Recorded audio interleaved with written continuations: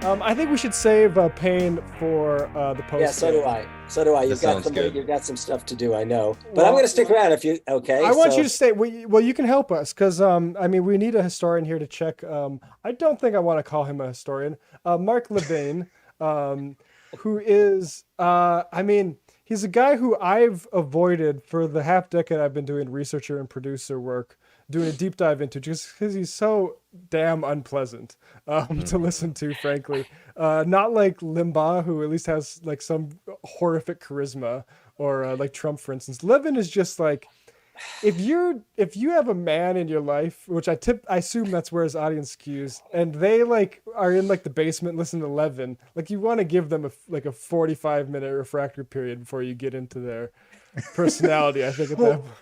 Can I just say on this like history too, I was letting Matt know beforehand, when I was around like 13, my family I grew up in was, pretty liberal.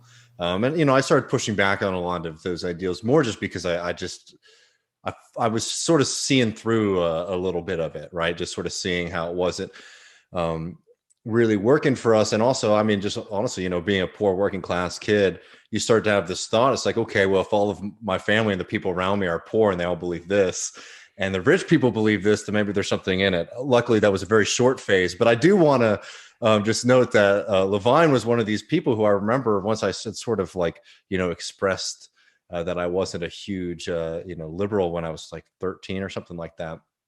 A family member sort of quietly huddled away, handed me a copy of Mark Levine's Liberty and Tyranny, and told me to read this book, which I did not read much of because it was extremely boring and it felt very hypocritical very quickly. But, I'm just saying, like, this is the kind of interactions all across the country that are happening with these kind of right-wing folks, and why they are worth, even though like on the intellectual scene, these guys aren't titans or anything like that, but they influence a lot of people. It's worthwhile being able to debunk them. Well, I'll just say that when I remember it was you guys and Michael that I had no idea who the fuck sorry, can I say that word? Go for it. Okay. Yeah. Ben Shapiro was, or for that matter, Dave Rubin. I had no idea. Okay. But in the last few months, I made it a point of reading I believe it or not, I've actually been reading a bit of Ben Shapiro. And as I was saying to Matt before, I was going to buy Levin's new book, which I think is where you want to go, right? But I backed off. Had I known, I definitely would have. I would have been better prepared for this. But teach me more about Mark Levin's new book. Yeah, so American Marxism is his new book. Just to give a little bit of background, well, let's figure out why this came to my attention. So Sam Hoadley Brill at Deontologist posted a couple of videos here of Mark Levin, who is he's turned his sights on American Marxism, and I don't know if he's had the best research assistants as he makes the shift from Saul Alinsky hysteric to Marx hysteric. But here's just a little. Critical race theory, which comes out of critical theory, that was invented by a Marxist from the Franklin School of Marxism. Okay, when you look at the background of critical race theory, this comes out of critical theory. Where does that come from? It comes from a school called the Franklin School that comes out of Berlin. These are a group of Marxists. One of the gentlemen fled Hitler, came to the United States. He became a very prominent professor. His name is Herbert Marcuse. From the Franklin School of Marxism. Now, look, people misspeak. It happens. I talk a lot on air, and you mispronounce things, mistake words. Here's a screenshot from American Marxism, which I obtained not through a commercial venue. I'll leave it there. Franklin School that comes out of Berlin. These are a group of Marxists. Sorry, I still got Levin playing in the background there. Here is the screen grab here, and the error. There you go. Yeah. What was that? A Franklin School thinker.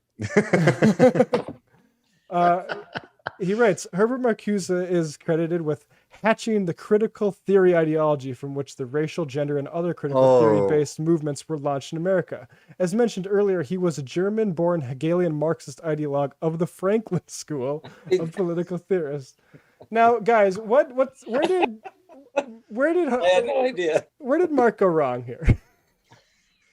I mean, that is exceptional because the first time I had seen the clip, I had the same thought as you. It's like, that's very funny to dunk on him. But if that got into the book, I mean, it shows you everything you need to know about these guys. I know we have some pull quotes too, so we can give it a fair shake, right? But it's one of these things where, again, sometimes I have to say to myself, it's like, I'm going to spend as much time seriously debunking these guys' arguments as they spent actually reading the text that they're criticizing, which is zero, right? And to sit here and to tie, all of these things that are happening. I mean, how coincidental is it, Matt, that all of these big buzzwords, right, that if you type into YouTube right now, those are all the top hits for videos, all seem to stem from Marxism and the Franklin School, the Frankfurt School, right? Yeah, let's pause here and go into a little bit of Mark Levin history. So this is the origin story. And this is what he does. He crowbars himself into these movements. I mean, just to give a little bit of his history, which he'll start here. He was basically like a wannabe Grover Norquist in the late 70s, anti-tax guy, law student, that eventually got picked up by the Reagan administration to run at the Action organization, which would go on to become AmeriCorps. He'll tell you more about that later, and how he tries to crowbar into the Acorn moment. And then after he left the Reagan administration, he became basically Rush Limbaugh's unofficial legal scholar. He used to call in a whole lot. This was also, he was working at a right-wing think tank in DC, but he used to call in about the Monica Lewinsky stuff. And apparently, this is very funny to me, in conservative lore, there's a sort of a debate that's gone down in history between Levin and Alan Dershowitz about Bill Clinton and Monica Lewinsky, and that's where Levin sort of became this guy known by Hannity as the One, which is a nickname I had never heard of before doing my research last night, but apparently people call him the Great One. And the other funny thing is he basically got this radio gig from that. He was replacing Hannity for 14 months unpaid, which is a funny little thing to be able to do, because he just loved posting that much. And again, he's a right-wing hack, but he was kicking Michael Savage's ass in the ratings. So, so he became, and if you notice, there's like, they'll take shots at each other through the media during the Trump, like the never Trump scenario here. But I just want to play a few sort of, origin moments. Savage is Reagan's son, right? I didn't know that. No, wait, I didn't. Isn't he the son by the? No, if I get the wrong guy, no, that's Michael Reagan. I'm sorry. I'm bad with Reagan lore. I take it back. I sort of like, I've read the 80s is a history I haven't done a whole lot of reading in, because I was born in the last part of it, and I'm like, I don't know. I'm pretty sure I got the wrong Michael there. I apologize. Oh, no worries. To who I'm apologizing to you for cutting in. Sorry. No, that's okay. I mean, we do want to get to this important biography of Mark Levin, so I'm going to continue here with. I believe he goes by Levin. Levin. Okay. Yeah. Thank you. And he must be denying his Jewish heritage, I think. Here he goes. This is him in the height of Breitbart and James O'Keefe doing their hit job on Acorn, which the Democrats shamefully folded on. Look at Timba on Toast's James O'Keefe documentary for more on that. But here's him. You can see how he's trying to crowbar himself into this moment. And I haven't been able to find verification that he did this when he was at Reagan's, working under Reagan. When I was 22 years old, I'd already graduated from law school. I was working for Texas Instruments legal department in Richardson, Texas. But I campaigned for Reagan in 76 and 80, and I very much wanted to work in his administration. So to shorten the story a little bit, I came to Washington at the very beginning of the Reagan administration. And I worked for the director of an agency called the Action Agency. And the director was Tom Pauken, a dear friend. I was only 22 years old, and one of my responsibilities when I first got there, because he hadn't been confirmed yet, was to take a measure of the place.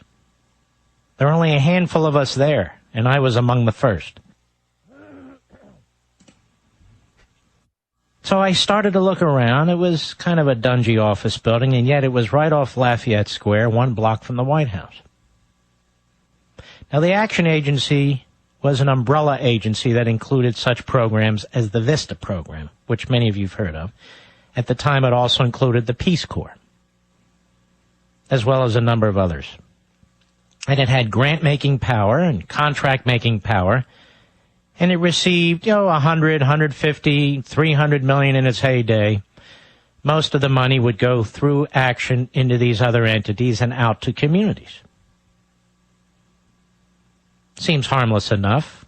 Action was said to be the nation's volunteer organization for fighting poverty, among other things. And yet when I got there, I noticed some funny things. Remember, we were the new incoming Reagan team replacing the old outgoing Carter team. So I'm going to pause it there. I would notice that the Action Agency was set up under the Nixon administration before you take Levin's insinuations that it's a Marxist plot too seriously. And I want to jump a little bit ahead here to him. So this is his thing, is he does this sort of like, I'm a credible guy thing, and then he gets into a shrieking mode that I'll share. Yeah, I was going to say he has. I was very surprised by his very calm and almost reflective. Well, if I would have let it go a little bit further, it would have done what he does in this clip here. Okay. They secrete themselves into these agencies. They pervert their missions. They take your money, and they fund these radical enterprises. That's going on right now. I guarantee you it's going on at the EPA, at the Interior Department, with the Enviro nut jobs. I'm sure it's going on with all these phony volunteer agencies where money's being pushed through ACRE. Why do you think the President of the United States would fight so damn hard to make sure $4, $5, $6 billion would be set aside for these groups? These are his brown shirts. I've said it before. I know. I've seen them. I've dealt with them. I have fought with them. I know who they are. No other host can get behind a microphone and tell you this. I know who they are. They are the 1960s New Left radicals. Acorn's just a tiny little piece. They're like cockroaches. They set up all these groups, political action committees, charitable organizations, and when you catch up with one, they create another. They're constantly on the move. And Obama knows all about them because he helped to create them. And he used to represent Acorn and others. He knows exactly what he's doing. This is why they pushed billions of dollars in the stimulus for these groups, because they really do get a big bang for the buck as they organize our communities against us. The fact that Vista is alive and growing and being celebrated at the White House is a sign of success, they said back in 1982. They were also linked to the Institute for Policy Studies, which, if you know, is a hard left pseudo think tank. And it goes on and on and on, and these are the organizations. I encourage you to read this. We will link to this on marklevinshow.com.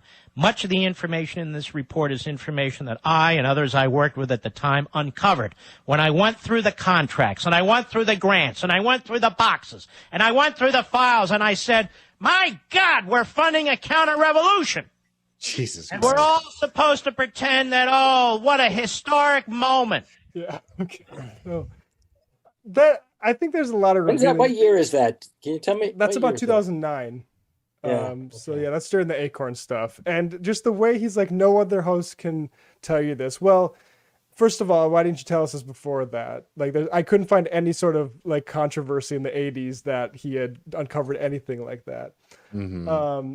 And like the need to be, I'm the one. It's very Trump-like, actually, that I'm the one host that you can get to know this stuff.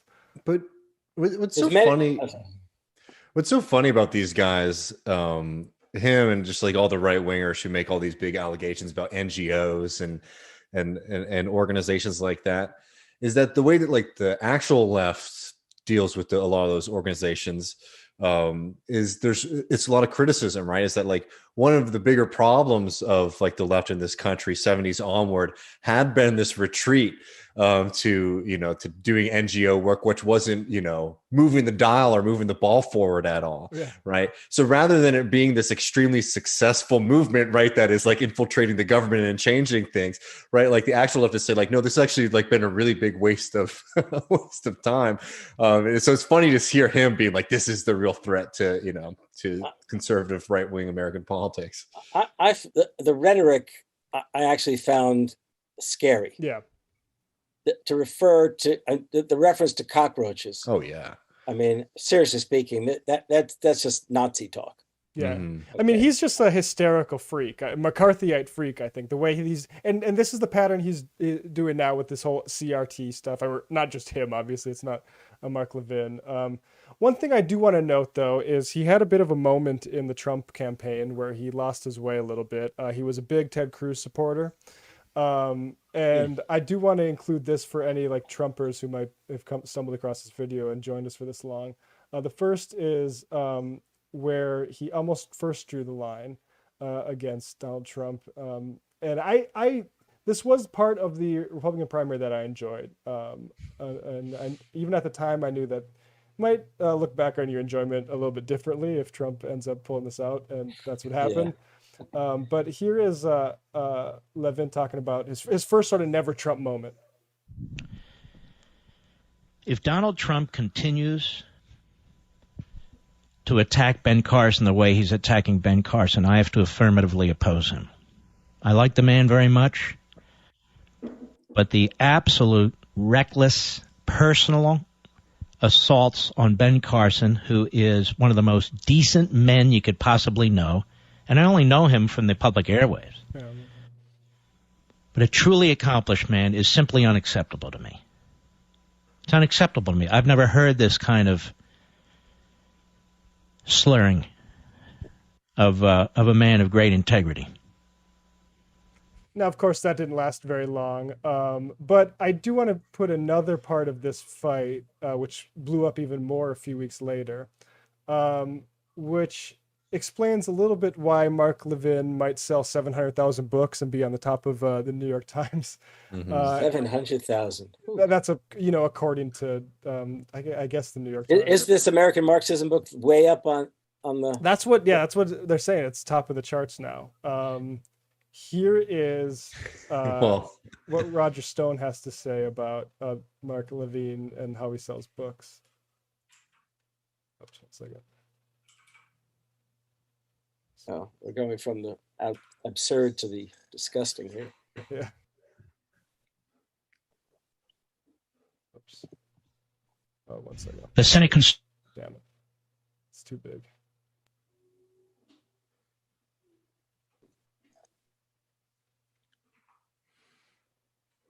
Years ago, and by the way, very successful. They supported Cruz, and I don't remember everybody they supported. And this is a group. The Senate Conservative Fund, this is a group set up by Jim DeMint, set up to support conservatives against the establishment, against Mitch McConnell. And a couple of years ago, and by the way, very successful. They supported Cruz, and I don't remember everybody they supported, but very effective. And they backed Cruz for the Senate. I backed Cruz for the Senate, too. I think before them, but I don't know who they backed and what they did. And so, a couple of years ago, they contact not just my publisher, I think other publisher. They say this Liberty and Tyranny book, Levin's top book, we would like to buy old copies of that book and use them to promote membership. So they did. I wasn't involved in it, but they did. I had no control over it, but they did. That's perfectly legitimate. It's done by a lot of groups and with a lot of authors. And again, I'm not even involved in it. But the book was 4 or 5 years old at that point.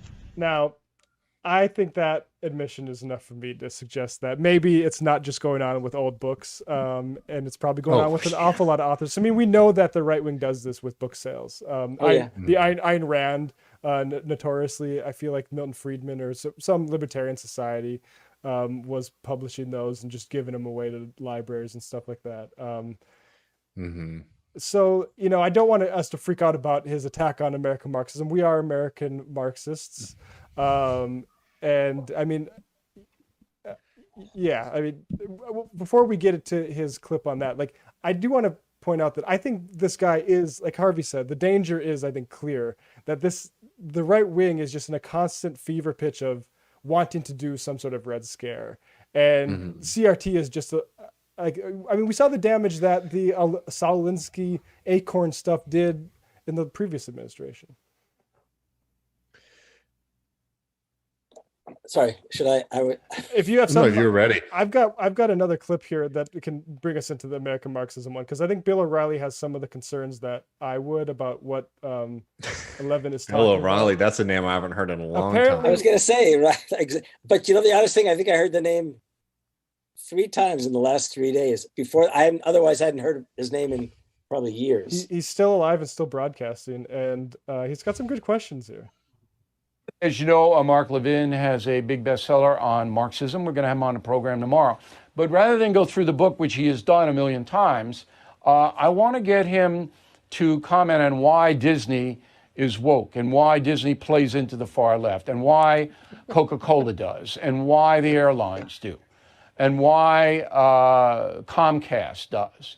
I want to get the why behind all this, because Levin has tied it in his book to a push for Marxism. Does the Disney board of directors know that, do you think?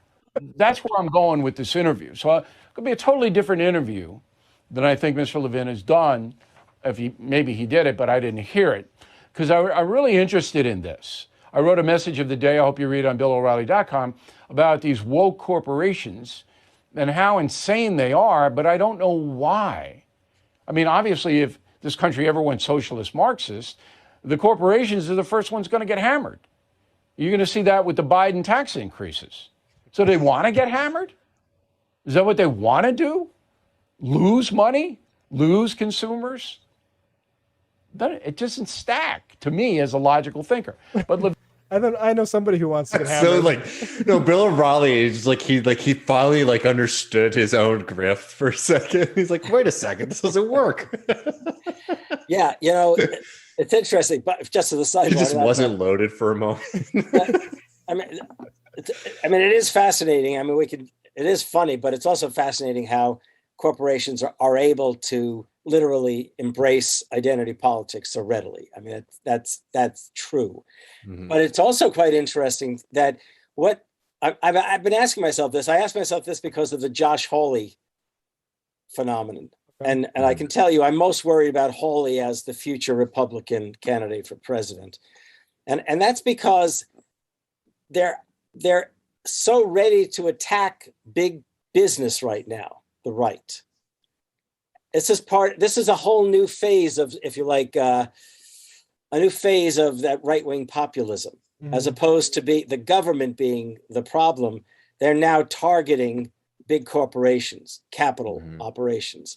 And I mean, I think it's a fascinating thing what he's doing just there, because it was funny I didn't expect him to go there. I figured, you know, the younger ones will go there. I just got a book from a publisher.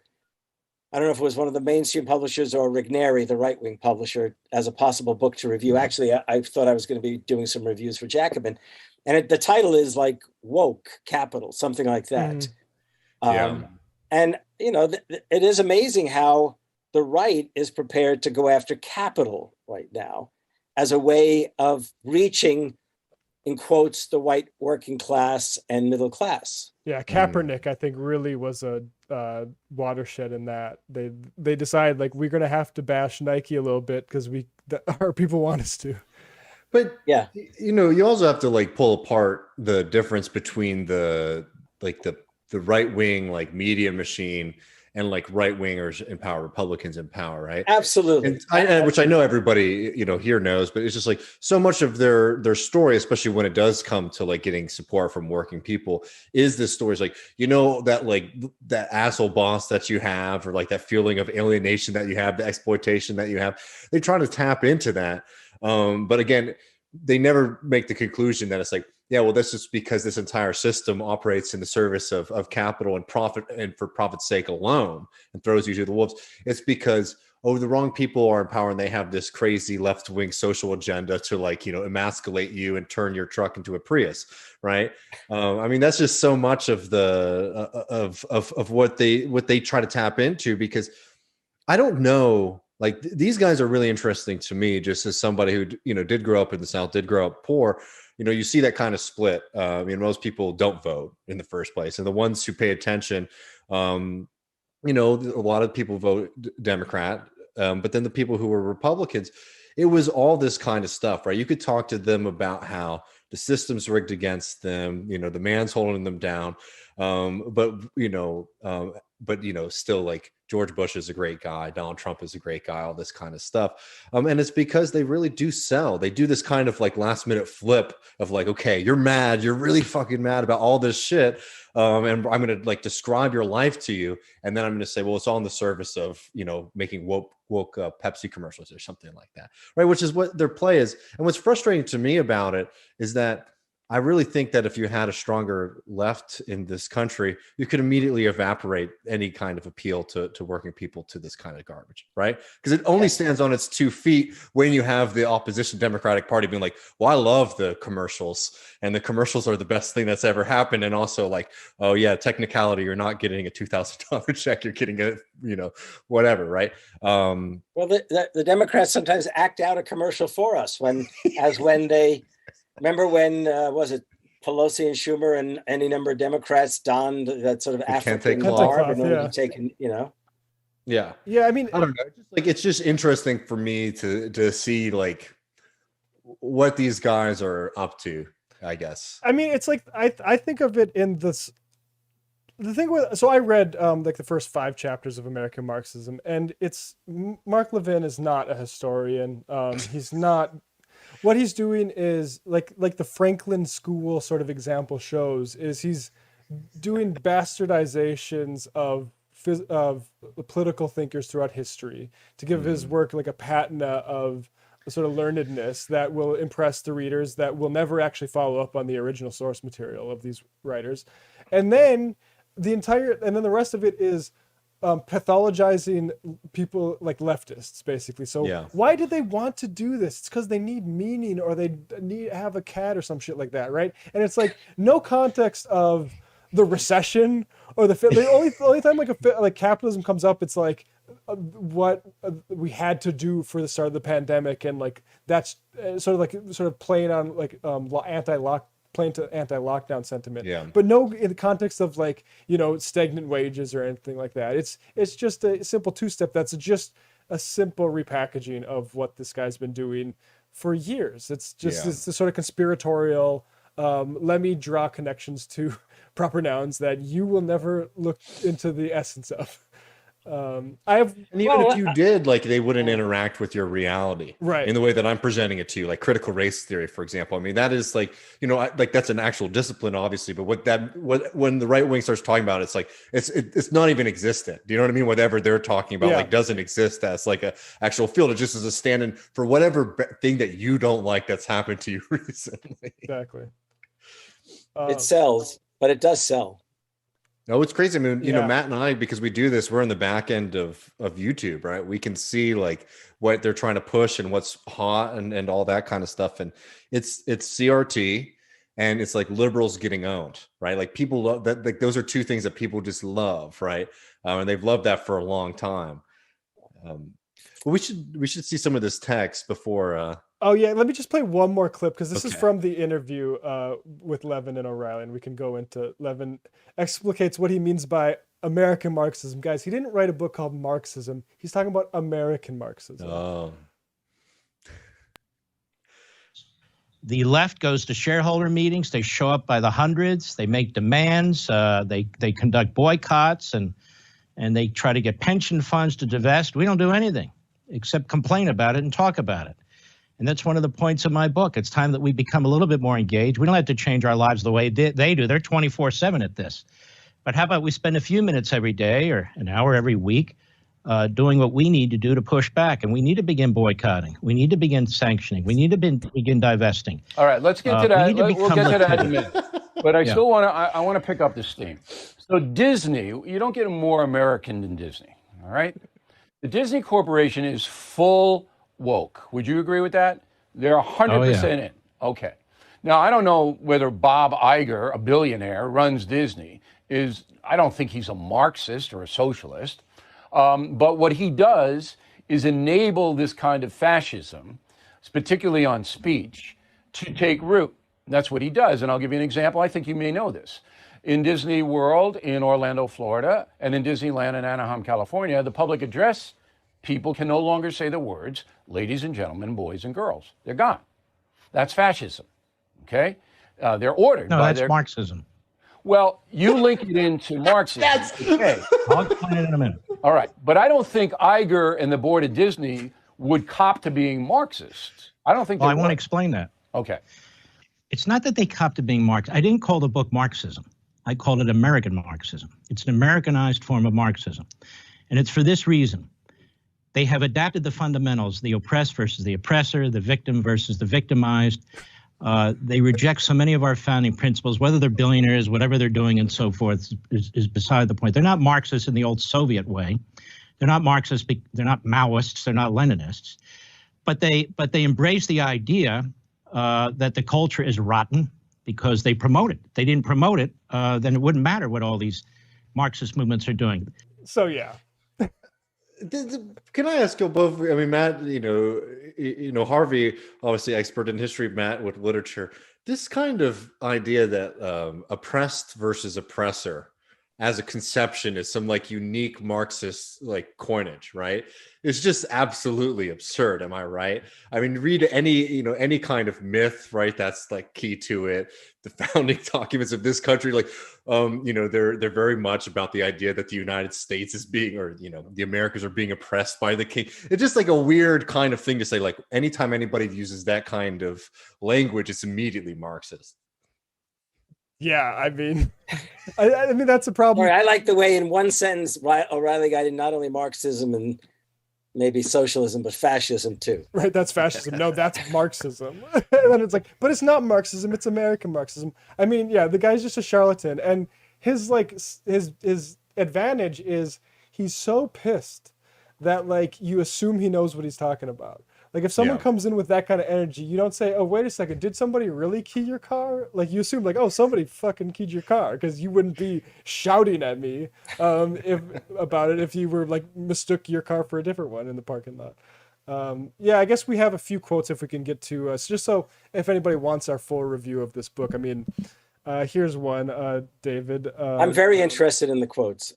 So, of course, capitalism is a spontaneous form of commerce arising from individuals voluntarily entering into economic relationships. It is not a planned economic system imposed by people by a government or a regime. So that of course is I think objectionable, right? It's extreme. I mean, just the basic history of how capitalism came to be the dominant form.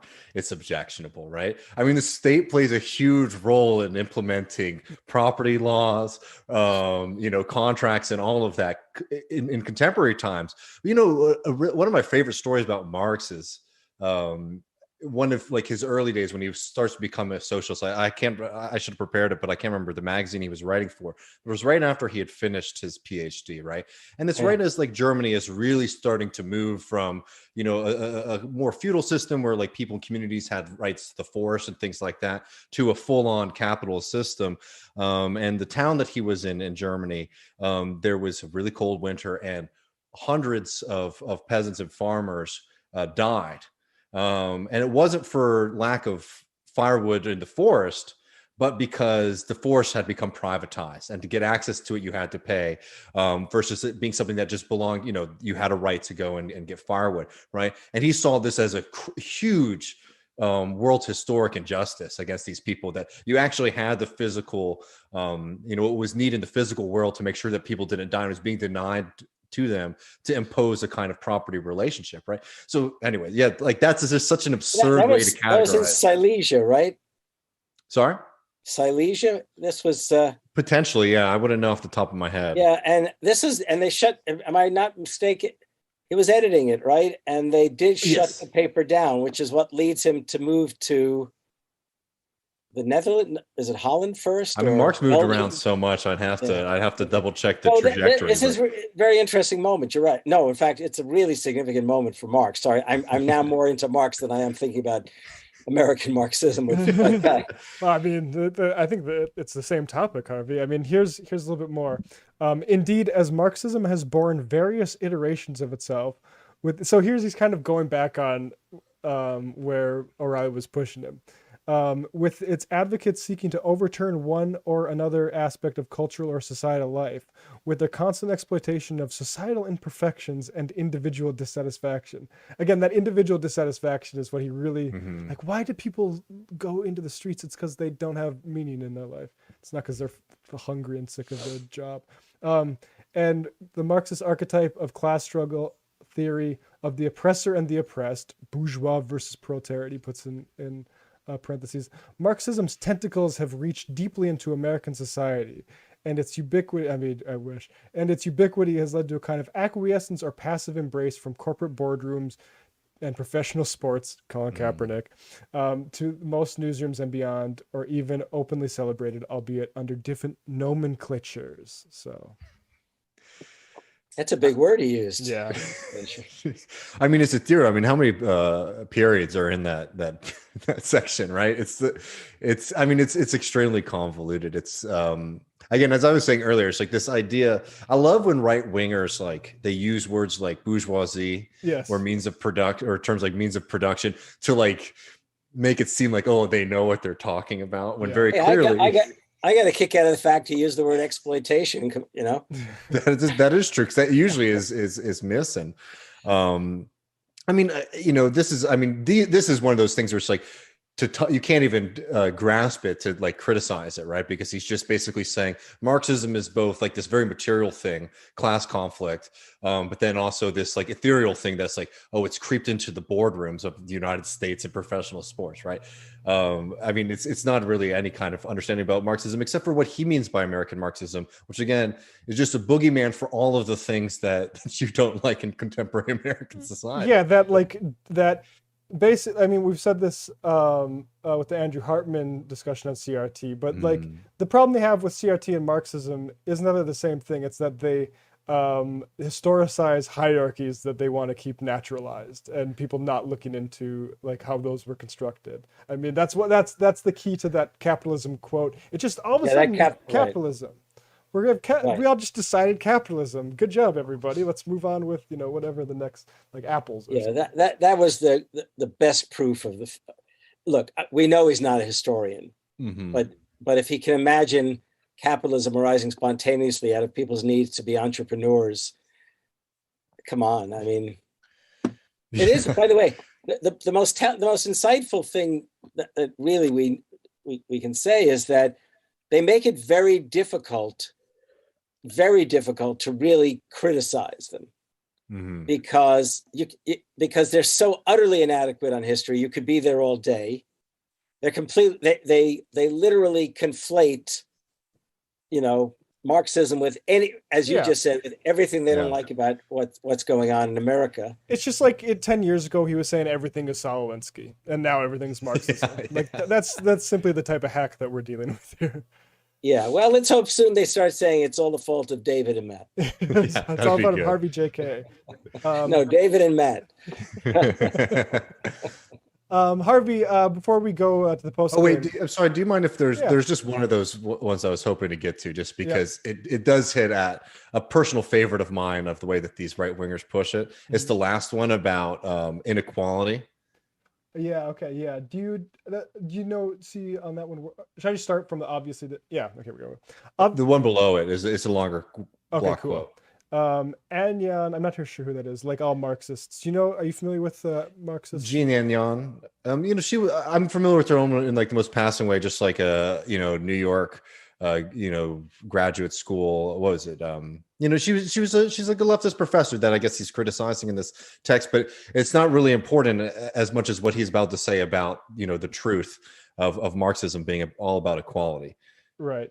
also exploits the fact of human equality or inequality, which exists for a myriad of reasons, many having nothing to do with economic oppression or dislocation, historic discrimination or injustice, but the nature and consequences of individual conduct, motivation, and work ethic, good luck, good or bad, etc.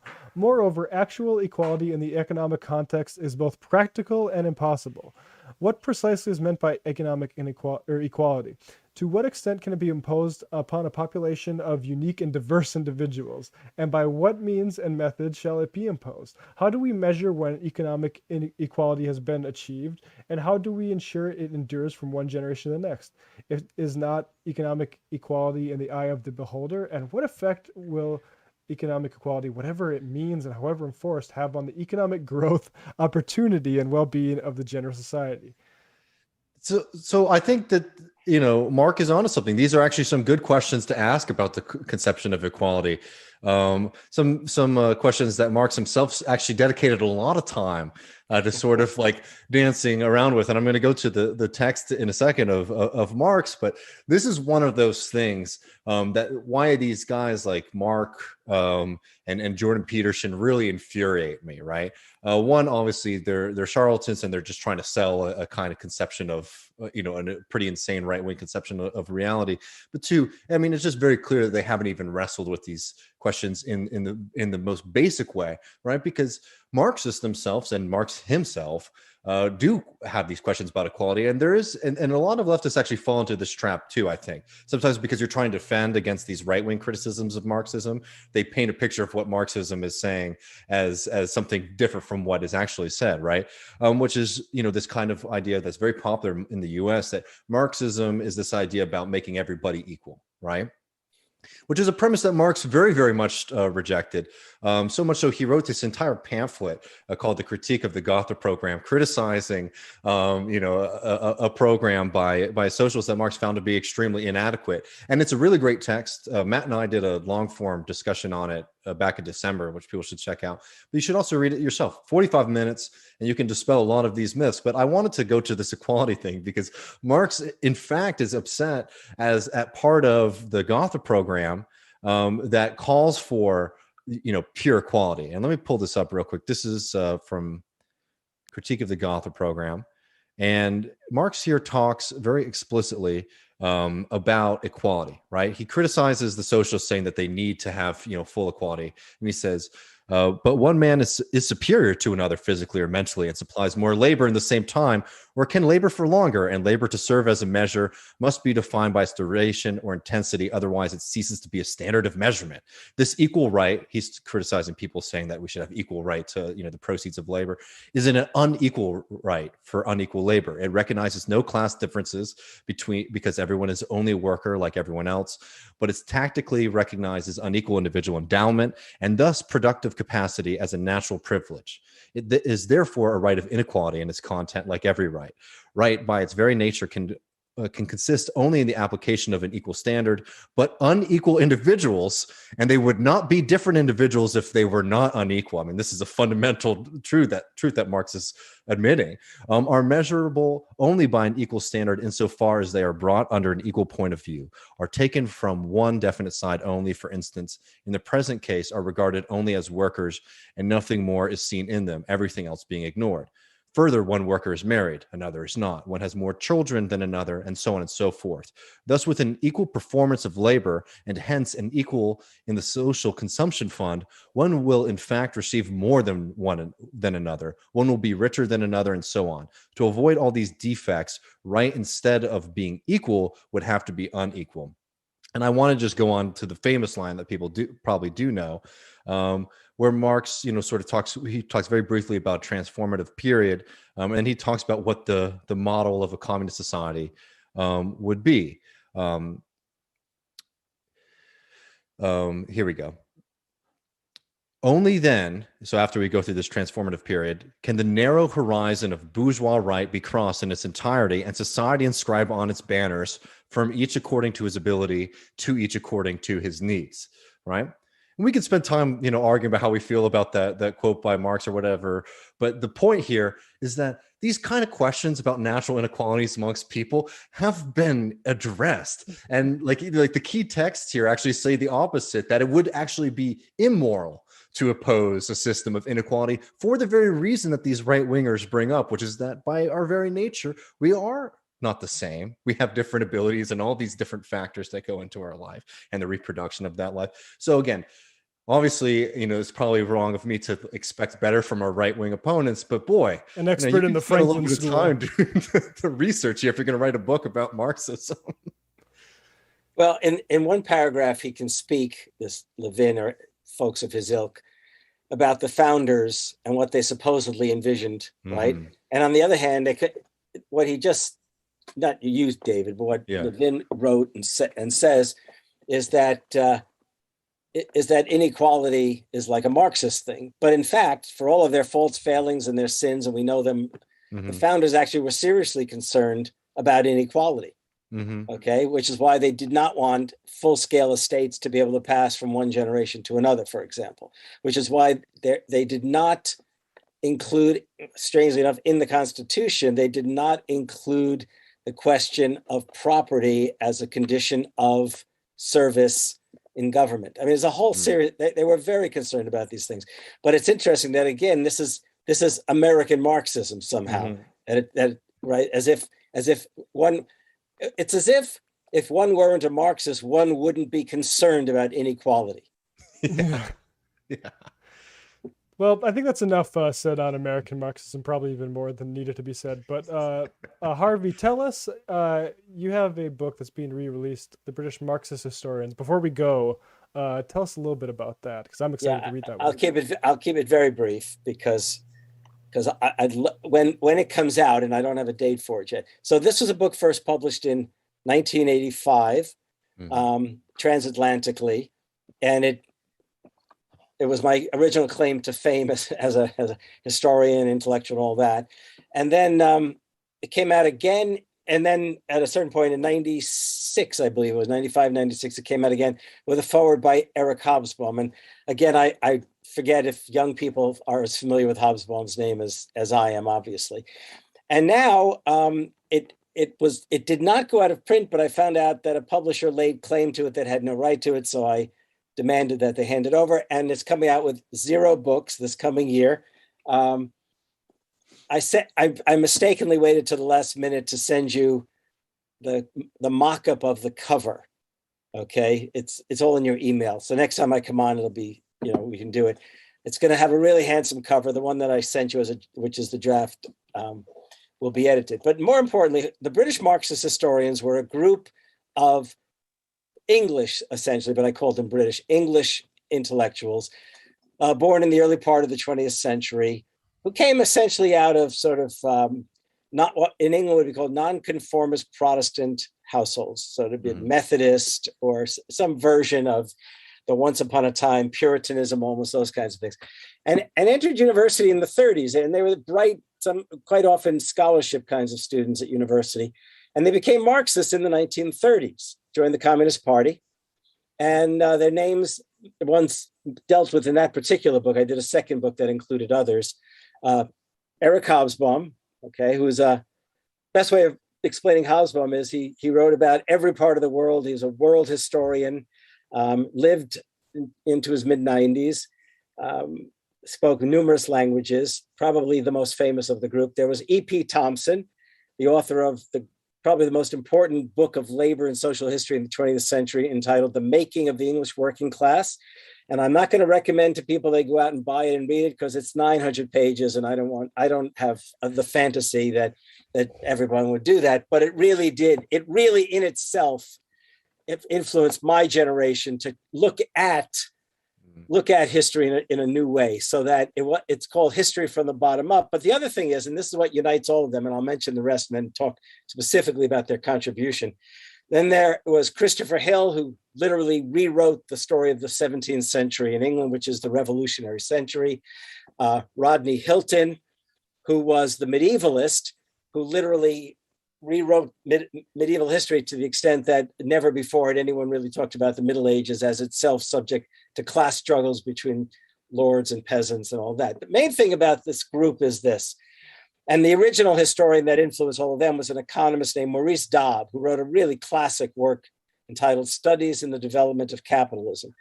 And it's sort of, people had argued about the origins of capitalism for a long time. Marx wrote about it, Weber wrote about it. In his own way, Henri Pirenne, who was a Belgian historian, it was a classic European question. What these historians were interested in is what is class struggle? Okay? And they were utterly bored by the standard Marxist terminology that in some ways owes more to Engels perhaps than to Marx or to a whole host of later Marxists, the idea of base and superstructure. And they, in essence, they almost chuck out the base and superstructure because they understood that social relations of production, which are at the heart of what becomes class struggle if it's a relationship of exploitation, that you can't understand social relations of exploitation of production as simply an economic relationship, okay? Even the term political economy, which extends the question, might not be adequate because, to quote my comrade David, law is part of the social relations of production, okay? There would be no capitalism if there wasn't law, okay? And similarly in the Middle Ages. So the point is they tell a new story of British history, which is a story of how class struggle shapes and makes, not always, by no means is it a story always of victories, but the point is that class struggle by peasants, by workers who are engaged themselves in class struggle, has shaped British history. And if that sounds, what's so important about that is go back and look at any histories written before the 1960s. Look at textbooks and other things, okay? To what extent we could say that this is Marx himself, I can't tell you, but I do believe that if you go to the Communist Manifesto and you start there, you will see the degree to which they're asking the questions that Marx was asking. Now, one other thing I want to point out, and that is that they remained in the Communist Party. They fought in World War II, each in their respective ways. They came back from the war and they created the Communist Party Historians Group, which also became, in essence, the site out of which a famous journal, Past and Present, emerges. In 1956, with the Soviet invasion of Hungary, almost all of them depart the Communist Party, but they all remained socialists. Okay, Hobsbawm did not leave the party, never left the party. He said ultimately the party kind of left him when it sort of collapsed. And when we talk again, we can talk about Hobsbawm in those terms. But what's really fascinating about it is that here's this group of 5 or 10, depending on how you count it. There were others equally important, but I went to the core of the group, is that they really not only wrote a new kind of history, they actually, I believe, change our understanding of how history is made. And similarly, I think, and I know Ben wants to argue about this with me, and I don't want to argue this stuff. This is stuff I did in the 80s, okay? But it is the case that I came to see Marx in a far richer way as a consequence of these histories that were influenced by Marx's ideas, okay?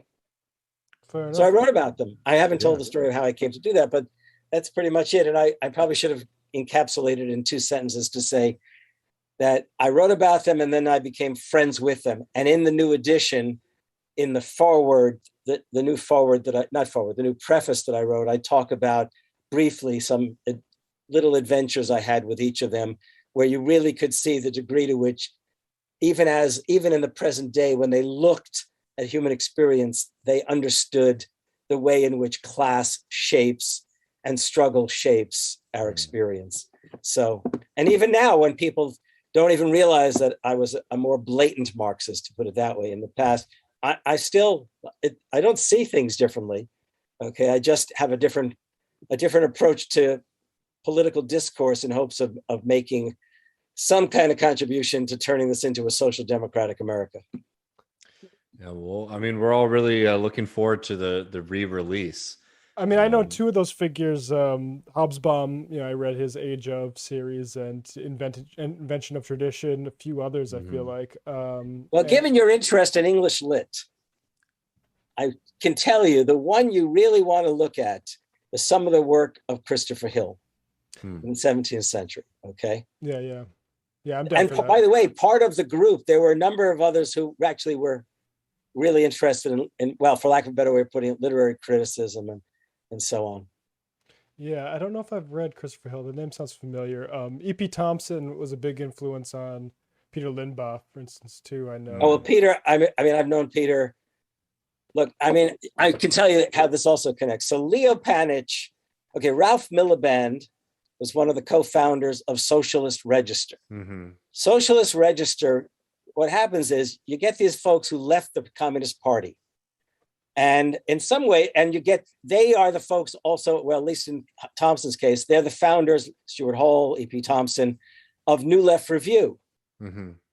But then there's also the break with New Left Review when Perry Anderson basically ends up taking over the magazine, the journal. And Socialist Register, which Leo became the heir to from Ralph Miliband, comes out of that cohort, especially Thompson. I don't know if Hobsbawm wrote for them or not, but Thompson did. V.G. Kiernan, another one of the historians whose work I've written a lot about in the past, they all wrote for Socialist Register. And I would tell people that if they get a chance and they really want to understand the making of modern Marxist thinking, go back and look at the early years of the Socialist Register. My piece probably was in the 85, 86 volume, I think, which had to do with the New Right and their use and abuse of history. I actually can send you guys the links to it. It's available online. So that'd be great. And you know what's really unfortunate? Sorry, I'll just say this last thing. So I've known Leo I knew Leo. I shouldn't say I knew Leo for years, but we only really started having a direct correspondence in the last few years. And then he died and we never got to meet face to face. Yeah. The one I was very, very close to was Ellen Wood. She and I were very, very close friends. Oh, really? Yeah, very, very close friends. It's really fun to be able to talk to you and have that direct insight into folks. Yeah, I couldn't believe that the day I was always the youngest of a cohort. I was the youngest of my university, and all of a sudden, I'm the old guy. It's just kind of funny to me. Yeah, it catches up to us all. Yeah, I'm already feeling it. So, folks, we're going to head to the post game. We'll start probably in 15 minutes or so. We got some fun stuff. John Taffer, talking about keeping people hungry so they serve capitalists better. I'm going to get Harvey's take on Thomas Paine, T-Pain. What else we have, David? We're going to find out that, Jeff Bezos finds out that space is actually very, very dark. Come to find out. Can I just tell everyone that my daughter, who lives in Brooklyn, is an assistant attorney general of the state of New York, and she is the lawyer in the attorney general's office who is handling and responsible for the Amazon case. Oh wow! Well, that's pretty exciting. Chris Smalls and I got a kick out of it when that happened. So. Well, we'll see all of you on the other side at patreon.com/leftreckoning. See you, folks.